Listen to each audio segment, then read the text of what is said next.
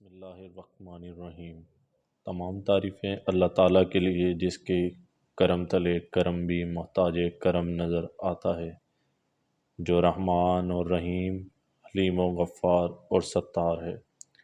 اس اللہ نے اپنے پاک قرآن کتاب میں کہا، اذکرونی اذکرکم، تم میرا ذکر کرو میں تمہارا ذکر کروں گا۔ تو جن لوگوں میں ان میں سے ایک ذکر کرنے والے حضرت لال شہباز قلندر بھی اپنا ایک الگ مقام رکھتے ہیں۔ حضرت لال شہباز قلندر کا حسب و نسب تاریخ نے اپنے دامن میں کچھ یوں لکھا ہے: حضرت علی ان کا بیٹا، حضرت امام حسین علیہ السلام ان کا بیٹا، امام زین العابدین علیہ السلام ان کا بیٹا، امام محمد باقر علیہ السلام ان کا بیٹا، امام جعفر صادق علیہ السلام ان کا بیٹا، محمد اسماعیل ان کا بیٹا، محمد ریزی ان کا بیٹا، اسماعیل ثانی ان کا بیٹا، محمد منصور ان کا بیٹا، سید غالب ان کا بیٹا، حضرت عبد المجید ان کے بیٹے، منتخب باللہ اور حضرت منتظر باللہ۔ حضرت منتظر باللہ سے حضرت لال شہباز قلندر کا نسب مبارک ملتا ہے۔ حضرت لال شہباز قلندر رحمۃ اللہ علیہ کہ جب والدہ کے پیٹ میں موجود تھے تو ان کو ایک رات حضرت رابعہ بصری رحمۃ اللہ علیہ کی زیارت ہوئی اور انہوں نے آپ کی والدہ سے فرمایا، میری بیٹی، میں تم کو یہ بشارت دیتی ہوں کہ تمہارا فرزند اللہ تعالیٰ کا محبوب اور برگزیدہ ہوگا اور شہر مشہور قلندر ہوگا، اور اس کی ذات سے اللہ تعالیٰ گناہ گاروں کی توبہ قبول فرمائے گا۔ جب وہ پیدا ہوئے تو اس کے دنوں کانوں میں بلند آواز سے کلمہ کہنا اور اپنے فرزند کو میرا سلام کہنا۔ جب حضرت لال شہباز قلندر رحمۃ اللہ علیہ پیدا ہوئے تو آپ کی والدہ نے حضرت رابعہ بصری رحمۃ اللہ علیہ کے فرمان کے مطابق عمل کیا اور جان لیا میرا فرزند اللہ کا محبوب اور دین اسلام کا خیر خواہ ہوگا، جو ہند اور سندھ میں قلندر شہباز کے نام سے جانے جاتے ہیں۔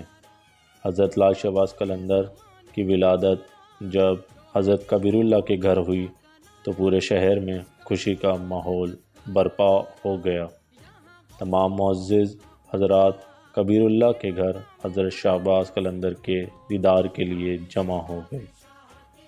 سب لوگ دیدار قلندر کے لیے اس لیے بھی مشتاق تھے کیونکہ وہ دیکھنا چاہتے تھے وہ کون سی عظیم نام کے بابت سید غلام علی شمسی، سید حاکم علی شاہ درویش اور کافی بزرگ سے روایت ہے کہ آپ کا اسم اول شاہ حسین ہے، کیونکہ حضرت ابراہیم کو اس نومولود کی بشارت حضرت امام حسین کے روضہ مبارک سے ملی تھی۔ حضرت سید عثمان مروندی رحمۃ اللہ علیہ بقلب حضرت لال شہباز قلندر کی آنکھیں چونکہ شہباز کی مانند چمکتی تھی، اس لیے آپ کے پیر و مرشد حضرت بابا ابراہیم رحمۃ اللہ علیہ نے آپ رحمۃ اللہ علیہ کو اس خطاب سے نوازا تھا۔ حضرت لال شہباز قلندر اپنے بزرگ دوستوں کے ہمراہ اس سفر میں تھے کہ آپ کو اچانک اپنا مرید یاد آ گیا۔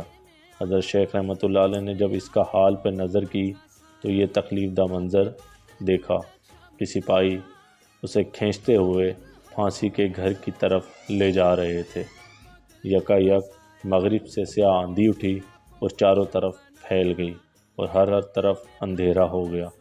پھر گرد و غبار صاف ہوا تو سپاہی حیرت اور خوف زدہ سے ایک دوسرے کا منہ دیکھ رہے تھے اور وہ قیدی جب غائب تھے جیسے کچھ دیر کے بعد پھانسی دی جانے والی تھی۔ حضرت لال شہباز قلندر رحمۃ اللہ علیہ اپنے مرید کو چھڑوا کر لے گئے تھے۔ قلندر کے اس روحانی تصرف کو دیکھ کر ان کے ہم عصر بزرگوں نے ان کا نام شہباز کا لقب دیا، اور جب آپ پیدا ہوئے تو آپ کا نام شاہ حسین رکھا اور کبھی کبھار شہباز کہہ کر بھی مخاطب کیا کرتے تھے، لیکن اس دور کے حالات کو مد نظر رکھتے ہوئے آپ کے نانا نے آپ کا نام عثمان مروندی رکھا، جو پوری دنیا میں مشہور و معروف ہو گیا۔ بچپن سے ہی حضرت شہباز عظیم شخصیت کے مالک تھے۔ ماں کی اطاعت اور خدمت گزاری حضرت لال شہباز قلندر رحمۃ اللہ علیہ 20 برس تک اپنی والدہ محترمہ ہی کے پاس رہے۔ دل تو چاہتا تھا کہ اپنے گاؤں سے باہر جا کر بھی علم دین حاصل کریں، مگر جب بھی ارادہ کیا تو ماں کی اطاعت نے راستہ روک لیا اور آپ رحمۃ اللہ علیہ نے اپنا ارادہ ملتوی کر دیا۔ یہ سلسلہ تقریباً 20 سال تک چلتا رہا اور آپ رحمۃ اللہ علیہ نے اپنی جوانی و شباب کے ایام والدین کی خدمت اور اطاعت میں گزار دی۔ آپ کے وجد اقصص سے بچپن سے ہی کافی کرامات آشنا ہونا شروع ہو گئی، جن کو دیکھ کر آپ کی والدہ محترمہ بھی حیرت زدہ ہو جاتی تھی اور کافی مرتبہ آپ کی عالمانہ گفتگو سن کر آپ کی دائی فرماتی تھی کہ آپ جیسا بچہ پوری زندگی نہیں دیکھا۔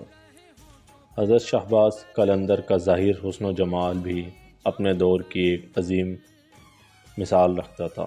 بعض فقیروں کا اتفاق ہے کہ آپ کی پیشانی نور کے مانند چمکتی تھی۔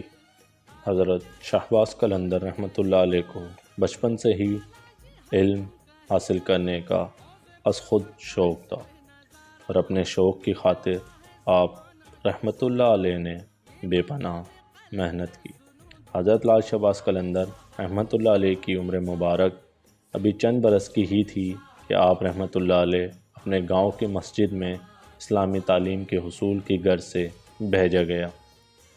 آپ رحمۃ اللہ علیہ والدہ ماجدہ آپ سے بہت پیار کیا کرتی تھی اور چاہتی تھی کہ ان کا بیٹا دینی علوم حاصل کرنے، چنانچہ آپ رحمۃ اللہ علیہ اپنی ابتدائی تعلیم اپنے گاؤں کی مسجد سے حاصل کی اور آپ رحمۃ اللہ علیہ کا حافظہ بھی بہت تیز تھا، اس لیے آپ نے 7 سال کی عمر میں ہی کلام مجید حفظ کر لیا تھا اور اس میں بے پناہ مہارت حاصل کی تھی۔ آپ کا مزار سیون شریف میں واقع ہے۔ سیون شہر جسے حضرت لال شہباز قلندر رحمۃ اللہ علیہ نے رشد و ہدایت کا مرکز بنایا، حیدرآباد سے شمال مغرب سمت کیرتھر کے پہاڑوں کے دامن میں واقع ہے۔ ڈاکٹر غلام نبی بخش اپنے ریسرچ میں لکھتے ہیں کہ سیون سندھ کے مشہور شہروں میں سے سب سے زیادہ قدیم شہر ہے۔ سیون انتہائی قدیم شہر ہے اور اس کے جنوب میں ایک جھیل بھگوڑو جو شمال اور جنوب سمت سے حفاظت کا کام انجام دیتا ہے، جبکہ اس پہاڑ کے نواح میں لکی شہر آباد تھا، جو عباسی دور خلافت میں سادات علوی کے جد امجد کی تشریف آوری کے بعد آباد ہوا تھا۔ آپ رحمۃ اللہ علیہ حضرت لال شہباز قلندر کی یوں تو بہت سی کرامات آج بھی دنیا میں قائم ہیں، جن میں سے ایک حضرت لال شہباز قلندر کے زمانے میں سید جمال شاہ انتہائی مشہور درویش تھے اور لوگوں کی ایک کثیر تعداد ان سے فیض یاب ہوتی تھی۔ سید جمال شاہ مجدد کا معلوم تھا کہ ایک کڑاہی جس میں تیل ابل رہا ہوتا تھا اپنے پاس رکھتے تھے اور اس ابلتے تیل سے اپنے ہاتھ اور بازو دھوتے تھے۔ ایک دن حضرت لال شہباز قلندر اپنے کچھ رفقا کے ہمراہ سید جمال شاہ مجدد کے پاس آئے۔ سید جمال شاہ مجدد نے آپ رحمۃ اللہ علیہ سے کہا، اگر آپ سچے ہیں تو اس ابلتے تیل کی کڑھائی میں خود کو کود کر دکھائیں۔ آپ رحمۃ اللہ علیہ نے ابلتی تیل کی کڑھائی میں چھلانگ لگا دی اور اس میں یوں رس کرنے لگے جیسے ٹھنڈے پانی میں رس کر رہے ہوں۔ پھر کچھ دیر بعد صحیح سلامت اس تیل کی کڑھائی سے باہر نکل آئے۔